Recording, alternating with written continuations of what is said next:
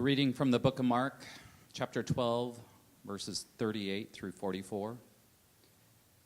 As he taught, Jesus said, "Watch out for the teachers of the law.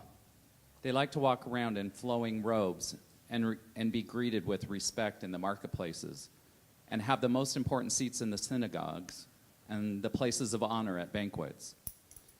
They devour widows' houses and for a show make lengthy prayers. These men will be punished most severely." Jesus sat down opposite the place where the offerings were put and watched the crowd putting their money into the temple treasury. Many rich people threw in large amounts, but a poor widow came and put in 2 very small copper coins, worth only a few cents. Calling his disciples to him, Jesus said, "Truly, I tell you, this poor widow has put more into the treasury than all the others. They all gave out of their wealth, but she, out of her poverty, put in everything, all she had to live on."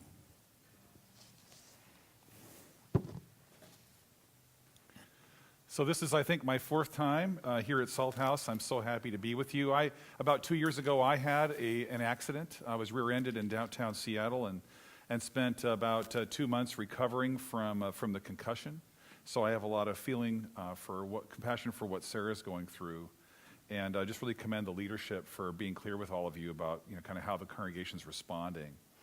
So when I was a little kid, I grew up in a small town in eastern Washington State, a town of 300 people. I actually went to school, starting in kindergarten, with 9 people that I graduated with. So the whole time, right? And I also was part of a small Lutheran church, kind of out in the countryside. We'd go out there about 15 miles out to church, and out in the wheat fields out there in the Palouse country. And my family, when I was about 5.5 years old, my family went through a bankruptcy.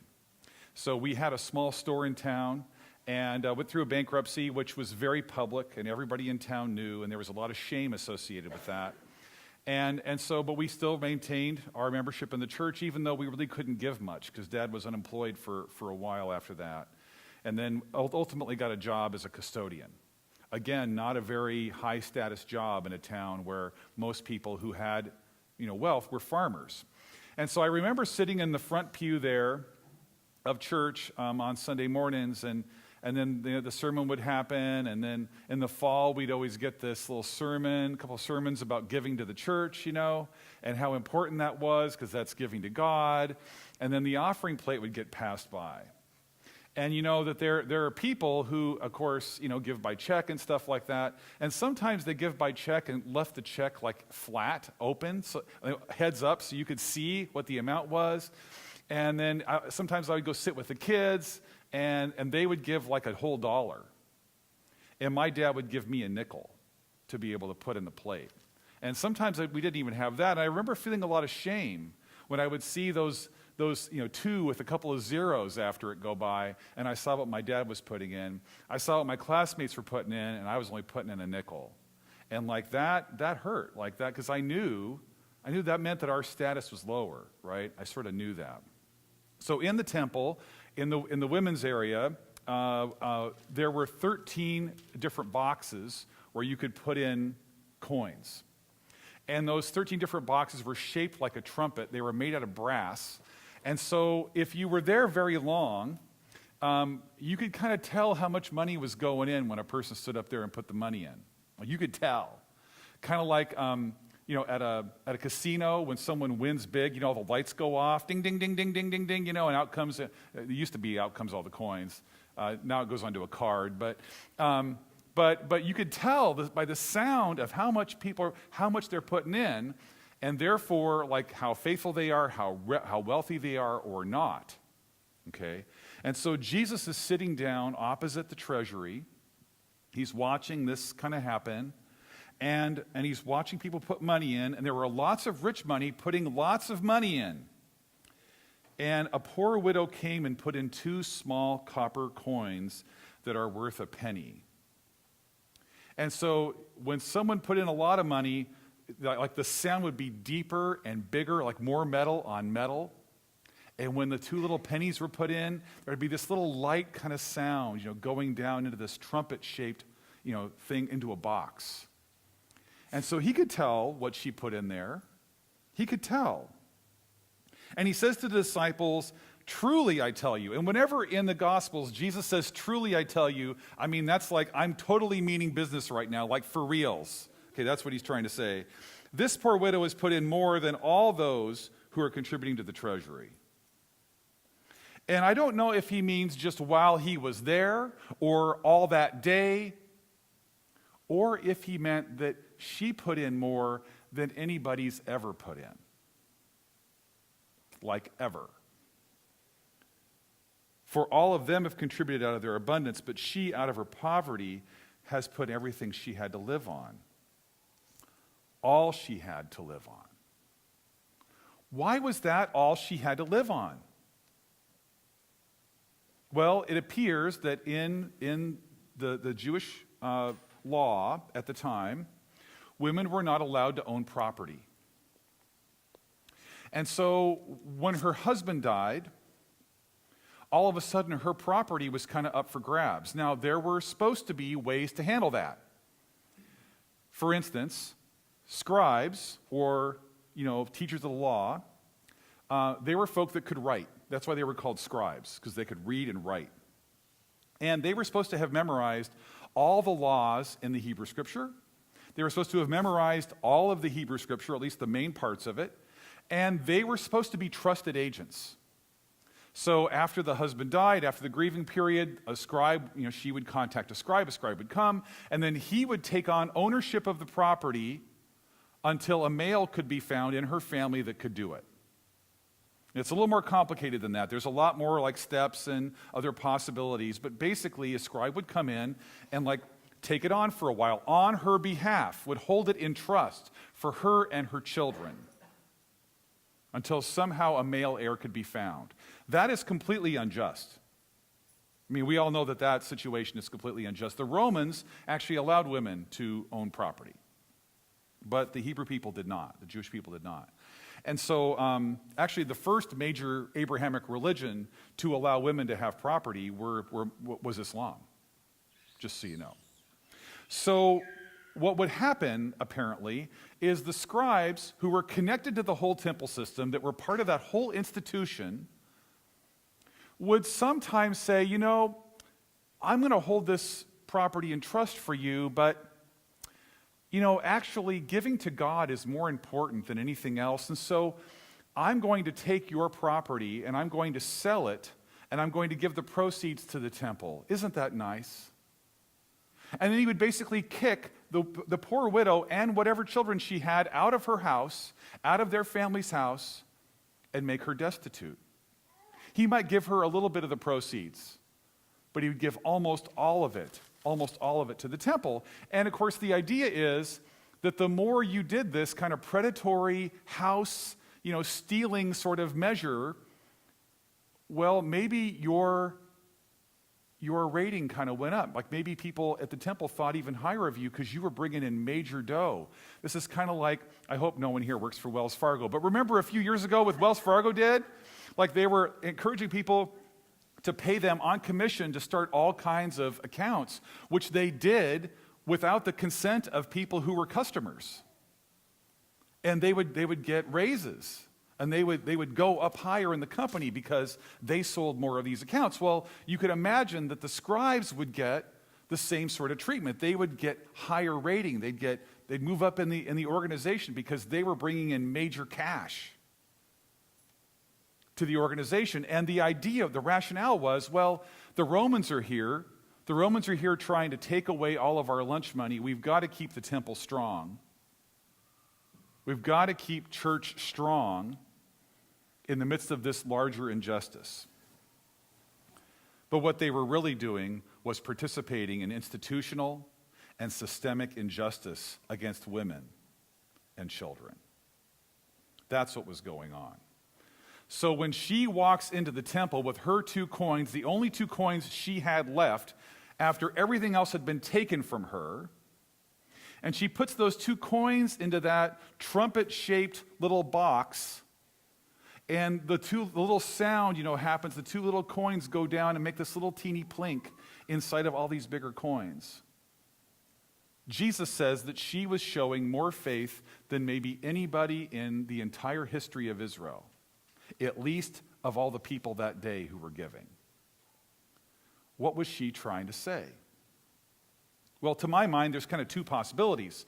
One is that she was making a protest. She was going to walk up to the temple, whose agents had taken her house away from her and her children, and saying, if you're going to take 99.999% of all the wealth that I was going to live on, well, you can have the last 0.1% too. You can have it all. And she was like calling them out. She was going into the temple as a sign of protest and handing them the money, the little teeny bit that they left for her. And I think that part's true. I think she was protesting. I think she had all kinds of strength to walk into that space, a space that had participated in, really stealing from her and exploiting her. And she walked in there and she called them out. But I think there's a second possibility too, which is maybe a little bit complicated for those of us that have had challenges with religion, that have had challenges with church. I myself have had challenges with church, and I've been a pastor for 27 years. I've uncovered clergy sexual misconduct in 3 different churches. I lost a gallbladder to the stress of trying to deal with that with one congregation because I was so stressed out because I didn't understand all the reasons why they hated me, except for on Sunday morning. Well, they just had a whole lot of pain given to them. And maybe you've had other challenges with church. There's all kinds of reasons why we'd be challenged with being part of a faith community, but maybe there's a second reason why that widow put in her 2 little pennies, all she had to live on. It's because the story that was told in the temple is a story that's really important for human beings. And what is that story? That God saw that there were people enslaved in Egypt, and that their enslavement was actually justified by using God language. The gods had ordained that some people would be slaves and some people would be masters, and all God cares about is that you live out your role in a way that's obedient. So an entire system built on injustice, justified using God language. But the people of Israel told a different story. They told a story of a God who questioned the use of God language to imprison or to enslave or to oppress other people. Because God had seen their pain, God had heard their cries, and God was going to do something about it and create a human community that would be based on justice instead of exploitation. Because that's God's dream. And so God sent Moses and Miriam and Aaron and led the people out of slavery to become a new kind of community. And she knew that story. She knew that story, and she realized that story that the temple still told, even though the temple was corrupt, was worth contributing to. Because you see, Augustus Caesar also claimed to be the Son of God, and to use theological language to justify the colonization and the oppression of other peoples. And maybe even though the institution had become somewhat corrupt, as happens to all institutions sometimes, she also trusted in the power of that story. I believe she was doing both. And when Jesus stands there and marvels and is humbled by her faithfulness, Jesus is showing us 3 things. Number 1, that whenever there is oppression in an institution or a society or in a personal relationship, that God stands with the person being oppressed. That's where God stands. That's where God shows up. God sits beside and inside them and underneath them and above them, before and behind them.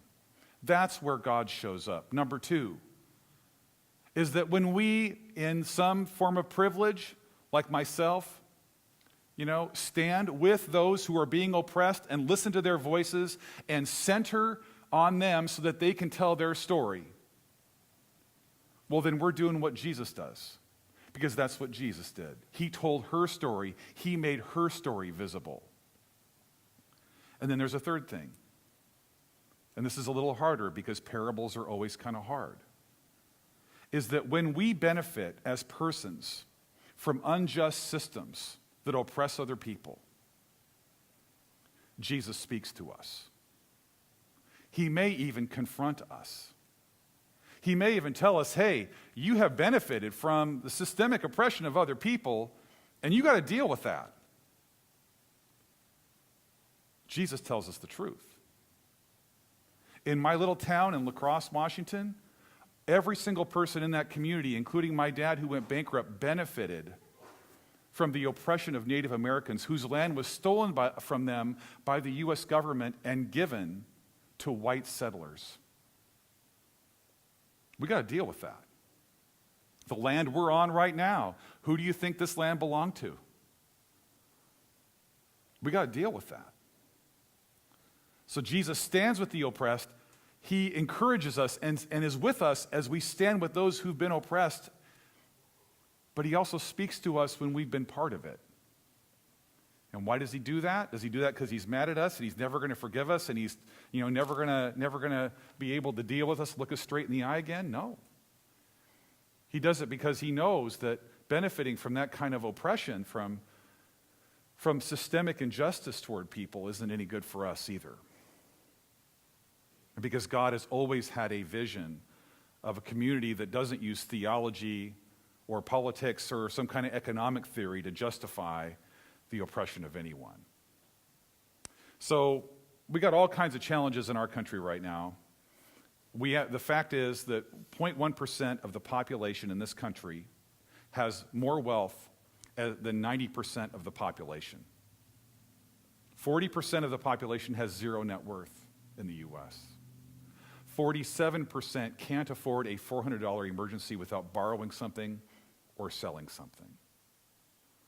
We have all kinds of racial and religious systems in this country that disadvantage people of color, people who are part of the LGBTQIA community, and on and on and on. And what does Jesus do? He stands with those who are being oppressed. He's with us when we help center on their voices and help them be heard, and he challenges us.